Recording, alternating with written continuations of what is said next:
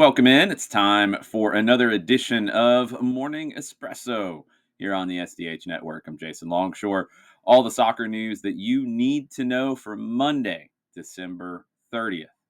Let's start in the Premier League. Liverpool, they are closer and closer to their record equaling 20th top flight title in England. 5-0 thrashing of West Ham. They're up 8 points at the top of the Premier League. Mo Salah, goal, 2 assists. He is having one of the best ever Premier League seasons in terms of goal involvements per minutes played, and he's not under contract next season. And starting January 1st, he can start to look at signing a pre contract for a club he would like to join next year on a free transfer from Liverpool if they don't come to a deal. This is going to become more of a soap opera. The more he keeps scoring goals and assisting goals, and the closer we get to the end of the season, I think in January you're going to start to hear those tabloid rumors of, oh, Salah's going to sign a pre-contract with Real Madrid. Oh, he's going to sign a pre-contract with Barcelona. Maybe not Barcelona. I don't know how much money they have, but anyway, it's going to be a storyline, and we'll see if that is a distraction for Liverpool. It shouldn't be. Arne Slot should be able to handle all of that. 23 wins in 27 games in all competitions for Arne Slot and for Liverpool in 2024. For Paulo Fonseca in Milan, it's all over for him, and this is a very odd situation all the way around. So he doesn't get to finish a season in Milan. Sergio Conceição is going to be the next manager. That is all but official at this stage. U.S. owner Jerry Cardinal has bridges to build back with his fan base after moving on from a lot of Milan legends and then adding Paulo Fonseca and then not sticking with him through even a whole season. Team wasn't consistent. He was dismissed after a 1-1 draw with Roma on Sunday. 6 draws in the league. They're 8th in the Serie A table. They're 8 points out of a Champions League spot in league play. They are 12th in the Champions League group stage phase, and they're headed for a place in the knockout playoff round. They're 12, 6, and 6 overall under Fonseca, 44 goals scored, 27 goals conceded.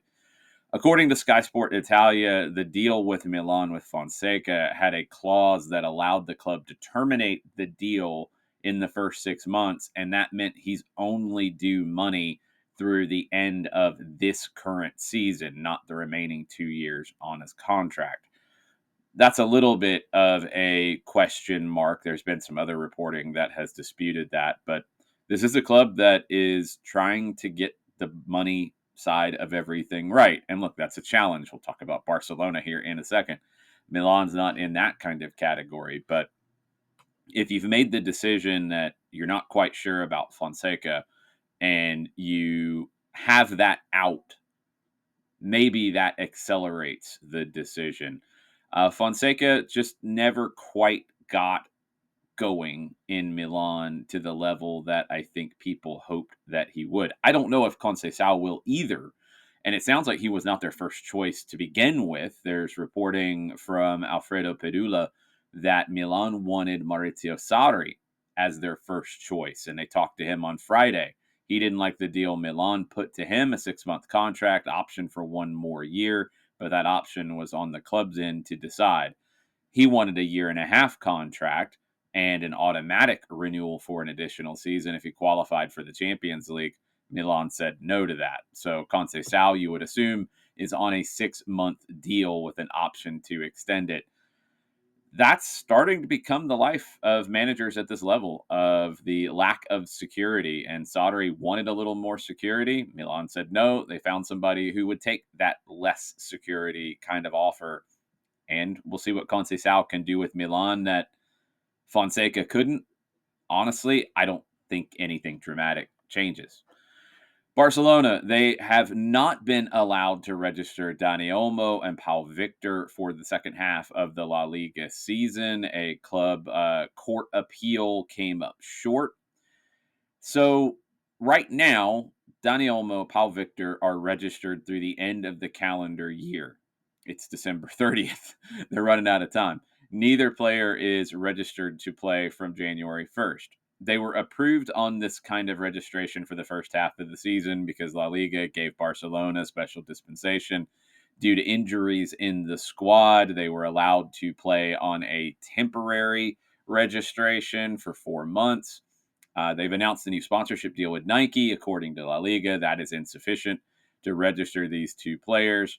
The Athletic reported earlier this month that Barcelona were exploring the sale of VIP boxes at the newly refurbished Camp Nou in 20-year commitments. So that allegedly will allow them to register these players if they get those sold or if they get the money in. Again, I don't know. Sources close to Olmo have said that he has confidence that it'll get resolved and he remains committed to Barcelona, the club that he grew up at. He then had to go to RB Leipzig rather than sign with Barcelona at a younger age.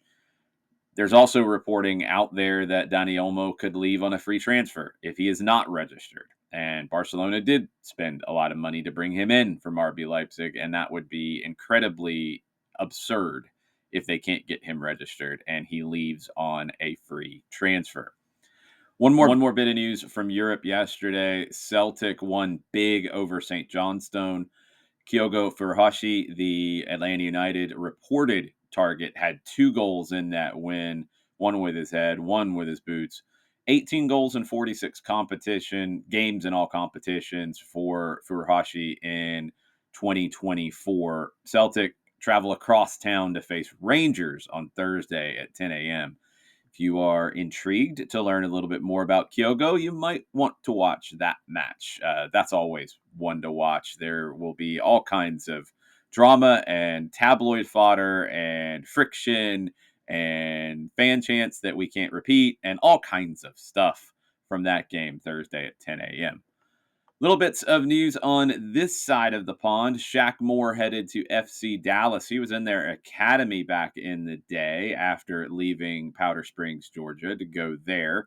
Went to Spain after that. He is going back to FC Dallas, a trade with Nashville, $50,000 in 2025 general allocation money, up to $100,000 in incentive-based GAM. That's a reasonable deal for Shaq Moore, I think, at this stage. He's 28 years old. I did not think he had a great year with Nashville last season. Dallas is, according to our friend Nico Moreno and all the other reporting going on about FC Dallas these days, they are slashing their budget at the moment, really trying to rebuild this team and make it look very different, and getting rid of some higher priced guys. Ferreira, Areola could be on the way out. Shaq Moore, a little bit of a higher priced fullback, one of the top end fullbacks in the league when he is at his best, but not coming off of a great season. That's not a huge outlay for them. I think Nashville wanted to clear some cap space. We will see how all this pans out for both teams. One player to keep an eye on is Brandon Vazquez, Monterrey. They are preparing for the new season in Mexico. Martin Di Michelis, the Argentine manager, is in charge. He spent about a year and a half in charge of River Plate in his first senior appointment, fired after not making it past the round of 16 in the Copa Libertadores. Brandon Vazquez has been informed that he is not part of Di Michelis' plans, according to Tudayene. 26 years old, he is looking for new projects at this stage, and he's been linked with moves back to MLS.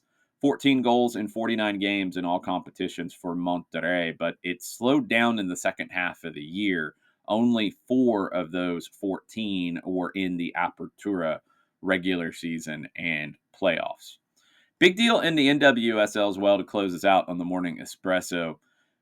Yazmeen Ryan, who is one of the up and coming players where we're talking NWSL, talking about U.S. women's national team, she is headed to Houston from Gotham. And there's some weird moves going on around NWSL.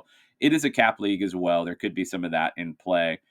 There's also been some interesting comments. Sophia Smith had a very interesting comment on Kelly Hubley's departure post from the Portland Thorns. I don't know how the Yazmeen Ryan deal falls into this, but it is a very big deal in terms of cap space and allocation money. This is a player who is going to Houston from Gotham for $400,000 in allocation money plus an international spot for the 2025 season. Um, she's a player who is 25 years old. She earned her first 4 caps for the U.S. women's national team in the fall. One of the most impressive players in their last games, in my opinion. She won league titles in Portland and at Gotham. Going to Houston, that's a big deal for the Dash and a surprising one for Gotham, although that is a lot of money to bring in. Don't get me wrong. I just don't know why you would give up a 25-year-old player on the rise unless there's something else going on. Maybe it's a new player coming in. I don't know, but I'm very intrigued to see where all the dominoes fall in the NWSL, and especially for Yazmeen Ryan, who could be one of those breakout stars under Emma Hayes with the U.S. women's national team. All right. SDH will be a PM show today, not an AM show. So don't set your clocks for 9:05 a.m. Be on the lookout later this afternoon for a SDH PM episode with John Nelson at the helm. Make sure you're following Soccer Down here on all your social media platforms for the updates there. You'll be able to watch that on YouTube. You'll be able to watch that on Twitch. You'll be able to watch that on X. Join us then, and I'll be back tomorrow for another Morning Espresso to close out 2024.